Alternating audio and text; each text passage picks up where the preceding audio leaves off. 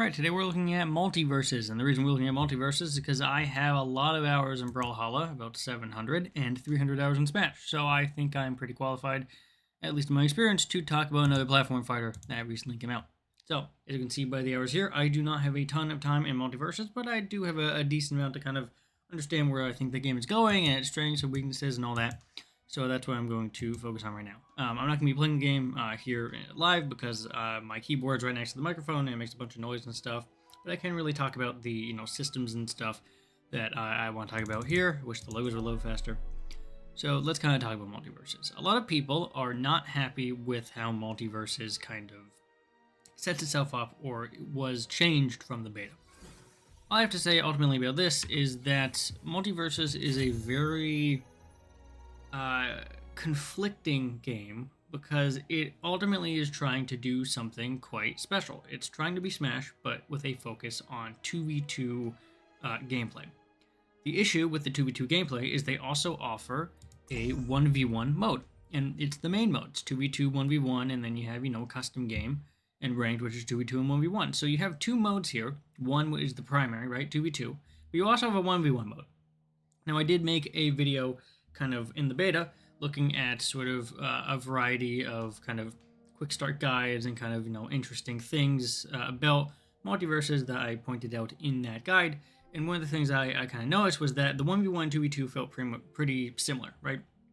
It didn't feel like there was too much of a difference between doing like a 1v1 game or a 2v2 game.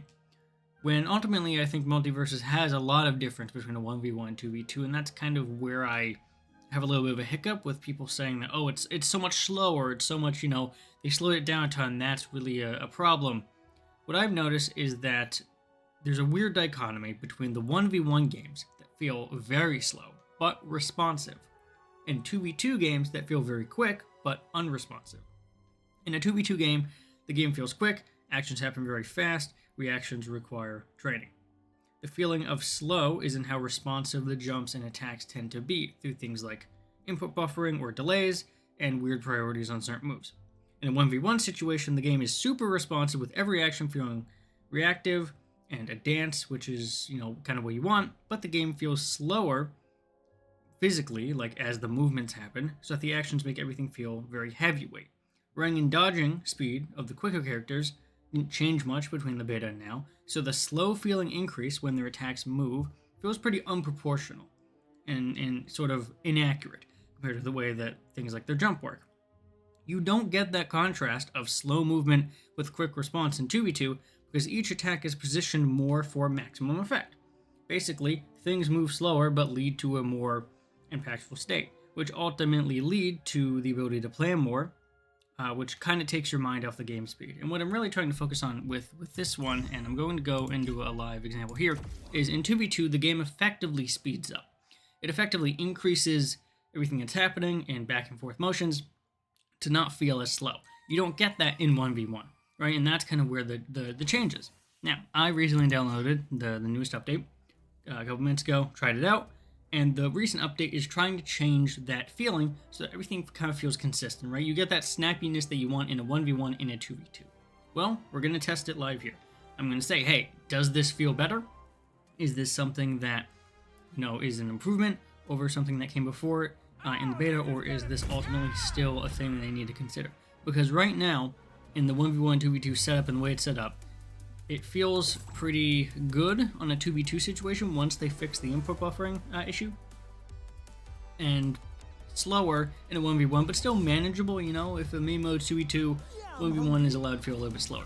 So ultimately, I think in terms of like the format, like the basic format of the structure, everything's kind of allowed to feel the way it is, right? There's not a problem. They doesn't need to like increase the game speed by 20% or anything. You can kind of just sit back and it's okay to have things a little slower, right? And once you get used to it, it's not really a problem. The bigger problem is the input latency. Like right now, everything feels extremely input buffered and delayed.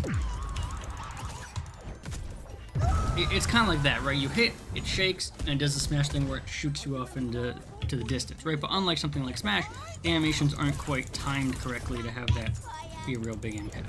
So that's, look at that, we won. Barely any effort with that one. And so that's kind of the other thing, is that like the game is relatively easy if you just abuse systems like this, right? They recently did a thing where now you can access different characters that you couldn't before, right? So I have all the characters now, including ones I haven't unlocked. So for example, if we try Joker, right, a new character. Now, unlike Brawlhalla, you can't choose whatever skin you want. So I'll just choose the Joker. We'll do Generalist, right? So like right here in the training mode, not only can we now access all the characters, but it feels very responsive at this point. Jumps feel responsive. You know, things feel pretty good. The camera is still zoomed in, which is another complaint that people had. The zoomed in camera is really one of those things where like it's not super big deal because the camera does zoom out and it does kind of change. One problem I had with the camera is it changes too much. Like it's one thing if you have you know, the camera's too zoomed in. It's another thing if it keeps moving and it becomes annoying how much the camera moves. Like right now it's like do do do do do, it's going this way, that way, right? And in larger stages, like I noticed the mansion, it does that a ton, and it's just not you know, very. I think Brawlhalla had the same problem a while, which is why they had a classic camera motion that basically just tries to frame everything in the center a lot of the time instead of following one character. And I think that works considerably better than a lot of the time where it's like, you know, super zoomed in, it has to follow your character out, so it doesn't do like the smash thing, which is to like show a zoom out. It kind of like follows your character. I don't like that because that just feels like we're doing the thing right, and it has to kind of move away from what you're doing to follow the opponent, and that kind of just doesn't work with the flow of the game, I've noticed. So I'm not going to talk about really progression because progression is always changing and this is a live service game, but a thing I want to kind of notice is that Battle Pass actually is pretty easy to complete. Now they recently added a thing where you get experience for completing matches instead of just through challenges, but overall I think the Battle Pass is pretty easy to complete. I've only played, you know, a couple hours here and I have already level 11, and there's how many levels? What do we got? 70?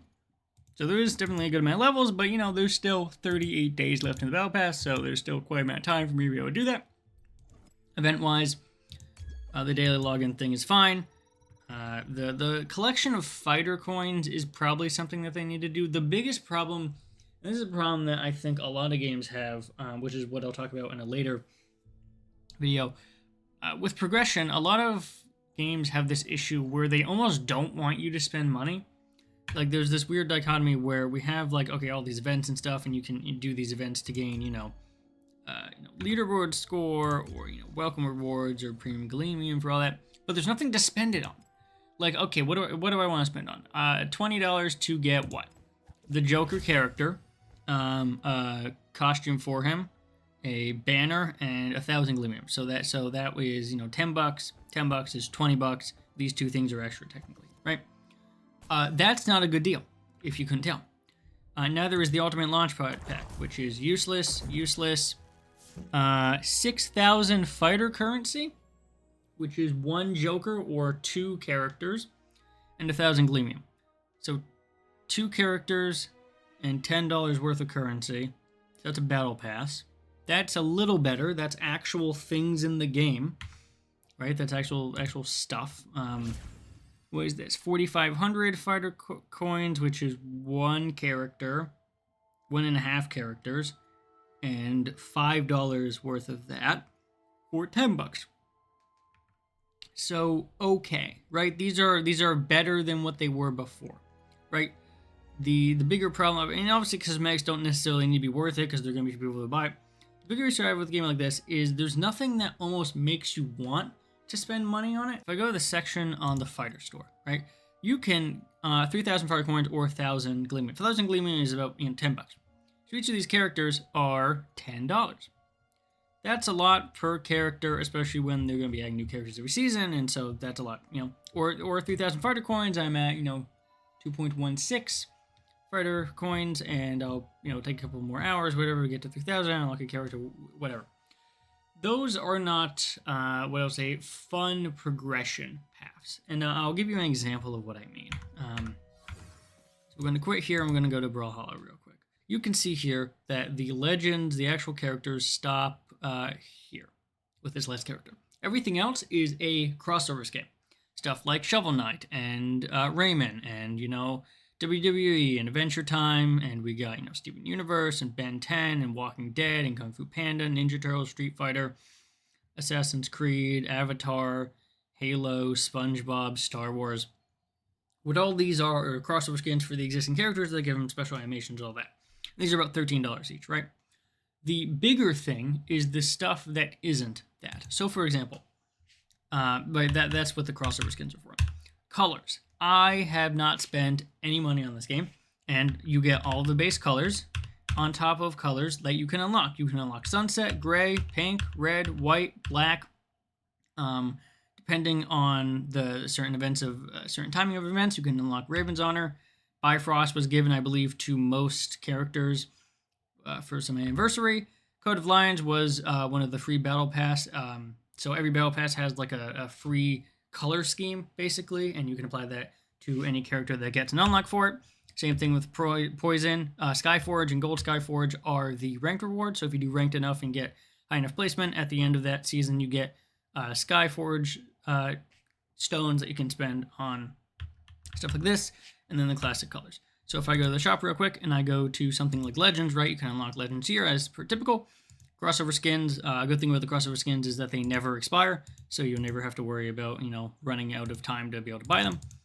And obviously normal skins are pretty self-explanatory. You have everything else here, and then you have colors, right? So I can buy white and black, as well as ranked emotes and the Skyforge colors and the Goldforge colors, right? You have to buy one in order to get the other, and that's pretty self-explanatory. But that basically gives you an incentive and a reason to keep playing, right? I can unlock all these if I play ranked if I want to. I can unlock the whatever it is for the battle pass, which in this case is Code of Lions, right? So this is like a redo. Occasionally they'll have a redo where if you didn't complete a battle pass from a previous season, it'll be brought back up so you can do it. In this case, it's Code of Lions. So as you can see, at level 62, I get a Code of Lions skin and another one. And if you are the premium one, you get, other stuff like mammoth coins and cool, cosmetics and the typical stuff you expect. But you can also get it on the free path, which I think is pretty good. And that's kind of how you collect skins. And these are meaningful skins, and they look pretty good on a lot of characters. And that kind of sets the tone for how you want progression to be. You can always go towards progression in this game. It doesn't feel like you can do that in Multiversus. So I just cut and won a match real quick, and I'm going to show you where you win in Brawlhalla, right? So in this case, this is leveling up a character. When you level up a character in Brawlhalla, you get coins for ranking up the progress bar, and you get sort of additions or skins or something like that, right? So for example, if I go to the next screen, I'm going to do my, whatever I unlocked for my battle pass and unlock various, weekly challenges and stuff, and then I'm going to gain a little bit of experience. That experience will have here, it'll be a bonus, and it'll give me 38 coins, as well as whatever bonus I got, right? Then what it will do is show me that progress. So in this case, progress, I not only got coins for participating in it, which is something that I can use to unlock skins or unlock new legends, right? But also, as you can see, a new color happens when I hit level 12. That's really important because that new color is a thing, an improvement for that character. It's, it's cosmetic, but it's ultimately like, hey, I don't have to be this color, I can be this other color. That's more progress than the Multiversus one has. The Multiversus one will just say, hey, here's a fin sticker that you can attach to your player icon, which is useless. As you can see right now, we have a Brawlhalla Fest thing, and basically that allows you to unlock the Bifrost color scheme for that character if you win a match with it. And if you do enough, you get an emote, right? These are incentives. So for example, now if I go to Brine again, I now have unlocked, if I just do this one, I now have unlocked the Bifrost right there, that color, because I won with that character. And now this is part of an event, but that's what the event is. This event is, hey, if you win a match with the character, you get this cool color scheme for it. If you win enough matches with all the characters, you get a cool emote. Double gold for unlocking things when you level up characters. And when you level up characters, you'll get a new color. Or as I was talking about, you'll also get these little boosters, right? So base stats is, as you can see on the bottom here, the attack, defense, dexterity, and speed. Well, when you level up, when you first have a character that's level 2 or 3, you'll level up and you'll get these. And these basically add or subtract your stats. So for example, the one on dexterity increases dexterity, but lowers speed. The attack one increases attack, lowers dexterity. The defense one increases defense, lowers attack. And then the speed one will decrease defense and increase speed. And that's kind of relative, like 20% in each stat. So real useful benefits to leveling up base characters. So you get that on top of things like being able to unlock more colors by leveling up, as well as special events that happen. And if you buy a skin, different skins that also apply with things like Bifrost. So if I bought a skin for Brian, I'd have Bifrost attached to that skin as well. It doesn't disappear. That's actual progression. Meanwhile, what Multiversus ends up doing is not having progression at all and just going straight for the player cosmetics, which don't end up working nearly as well as something like more character-focused cosmetics, right? I want to earn cosmetics for Finn when I play Finn.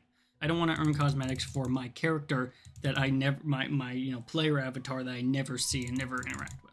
So for example, if I go to fighters and I go to Finn right here, right, I unlocked a Finn badge, badge 1.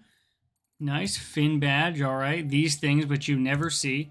These, by the way, if you're curious, pop up on the bottom corner of any player avatar. So it's just, useless garbage that you can't even see most of the time. But you're not, right, you get perk points, which again, perks are these kind of things. So let's just go custom set, right? These things where it's like the default's 5% damage boost, or you can unlock all the items in Finn's shop are, gold for a certain amount, or backpack attacks deal more damage and knockback based on the amount of coins, but he loses more coins. Ultimately, those aren't worth it. Those are perk points, right? 1,500. I have 15,000 currently, which is enough to buy every single perk and not use any of them, right? Sure, some of them are useful, but earning perk coins is not something that you need to be concerned about.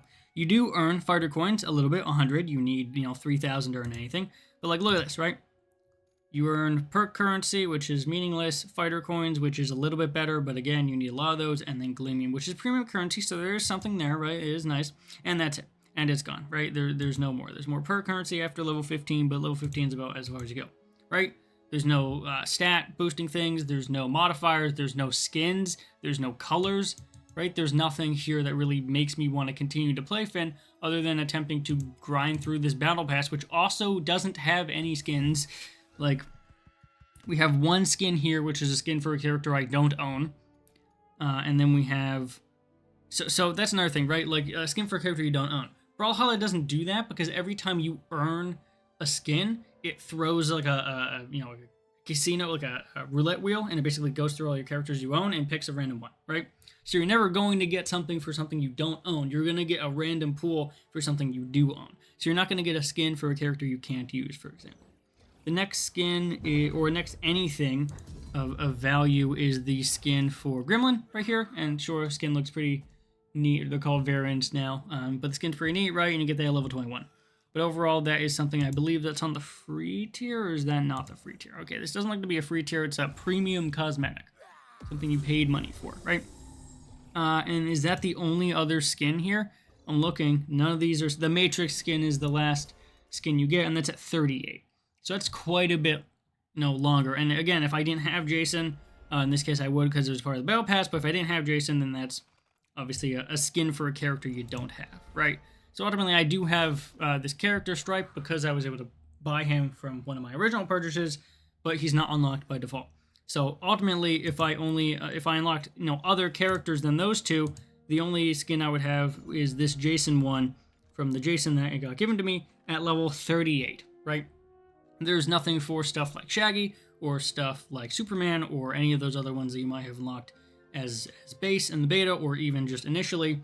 You don't get that here. And so when the Battle Pass isn't worth getting because it doesn't have anything that you might actually need or want in terms of skins or colors, and the events really aren't worth doing because they're so grindy and they just give you experience for things that don't ultimately matter, and there's not a reason to continue buying things in the shop because they're so expensive to just buy outright with Gleamium or attempt to grind through. There's no reason to spend money, there's no reason to grind, and there's no reason to do ranked.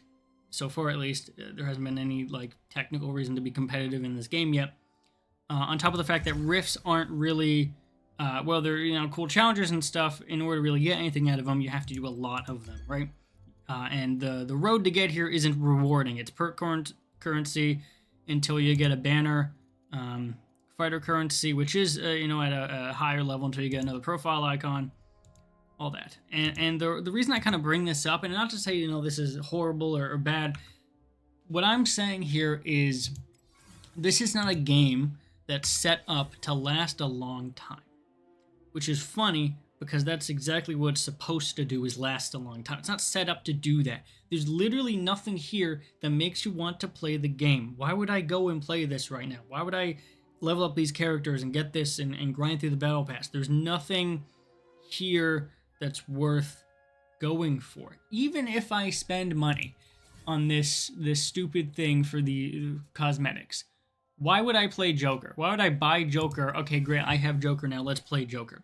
Why would I play Joker if, other than that one skin I got, there's no way to unlock new skins or new colors or new interesting things for that character? There's not a progression here that makes sense, right? A lot of these games are focused on that progression. Fortnite has that progression. I showed you already with Brawlhalla how that has the progression. Smash has the progression because by default, when you start the game, you have to do the World of Light mode to unlock all a bunch of characters so you can use it in other modes. This game doesn't have that. And that's ultimately where you start getting into this problem where you're losing players because there literally just isn't things to do. There just isn't. So overall, I would say wait. Play other things like Brawlhalla, like Smash, like Rose Wraith, or anything else that kind of rewards your time a little more than this game does, and come back in a couple months and check out and see what's happening now.